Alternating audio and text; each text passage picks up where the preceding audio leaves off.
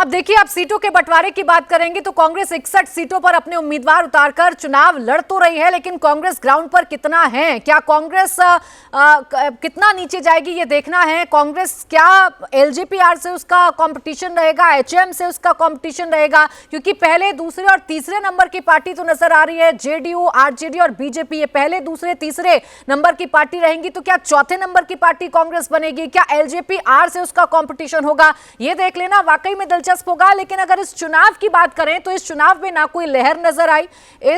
इस चुनाव की अगर बात करें तो ना यहां पर कोई लहर नजर आई है। इस चुनाव की बात करें तो बहुत कोई बड़ा मुद्दा नजर नहीं आया है। रोजगार का मुद्दा उछालने की कोशिश की है तेजस्वी यादव ने, लेकिन अपने कोर वोट बैंक के अलावा ये वाला मुद्दा तेजस्वी यादव बाकी कितने लोगों में लेकर गए हैं, बाकी कितने आप कह सकते हैं कि वर्गों में लेकर गए, ये देखना दिलचस्प है। और बिहार के चुनावों के बारे में कहा जाता है कि बिहार के चुनाव जातियों से इतर होकर नहीं देखे जाते, तो जिसका जो इंटैक्ट वोटर है, क्या वो इंटैक्ट वोटर उसके साथ रहा, भूमियार कहां पर जा रहे हैं, राजपूत कहां पर जा रहे हैं, यादव कहां पर जा रहे हैं, या मुस्लिम कहां पर जा रहे हैं, धानुक कहां पर जा रहे हैं, ईबीसी वोटर्स कहां पर जा रहे हैं, कोयरी कुशवाहा कहां पर जा रहे हैं, ये अब देख लेना वाकई में दिलचस्प होगा। 8 बजे काउंटिंग शुरू होगी। शुरुआती रुझान में आने में कुछ वक्त लगेगा और उसके बाद सभी आंकड़े खुल जाएंगे। लेकिन जहां तक आप जातियों की बात कर रहे हैं तो एक बात जो स्पष्ट दिखाई दी, हम लगातार ग्राउंड जीरो पर थे, लोगों से बात कर रहे थे,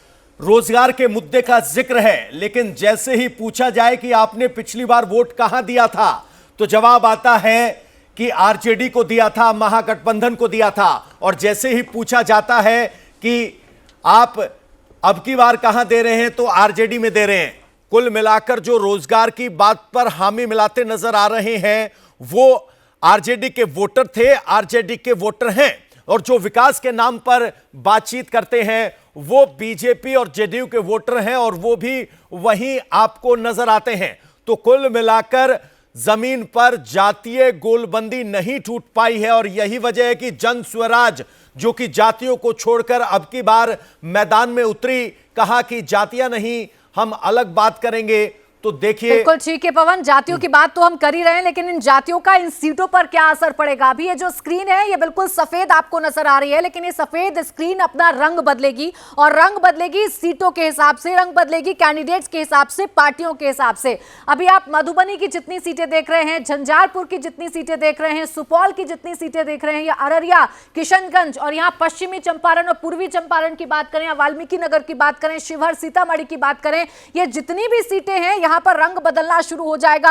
अब कौन से जिले में कौन सी पार्टी है जो सबसे ज्यादा इंपैक्ट रखती है, यह देखना वाकई में दिलचस्प है। महाराजगंज में क्या होगा, सारण में क्या होगा, सिवान में क्या होगा, गोपालगंज में क्या होगा, वैशाली में क्या होगा, मुजफ्फरपुर में क्या होगा, दरभंगा, मधेपुरा, पूर्णिया और कटिहार में क्या होगा, यह देख लेना वाकई में दिलचस्प है। सिवान की अगर बात करें तो सिवान शहाबुद्दीन की वजह से चर्चाओं में रहा करता था, और इस बार शहाबुद्दीन के बेटे को आरजेडी ने रघुनाथपुर से टिकट दिया। ओसामा शहाब को मुख्यमंत्री योगी आदित्यनाथ ने उनके खिलाफ चुनाव किया, और कई बार वो सिवान गए। तो क्या सिवान में कुछ बदलने जा रहा है, ये देखना दिलचस्प है। मुंगेर, जहां से वीवीआईपी कैंडिडेट्स आते हैं, क्योंकि यहीं से दोनों डिप्टी सीएम की सीट पड़ती है, चाहे लखीसराय की बात करें, चाहे हम तारापुर की बात करें, और यहीं पर मोकामा पड़ती है जहां अनंत सिंह का नाम काफी चर्चाओं में रहा।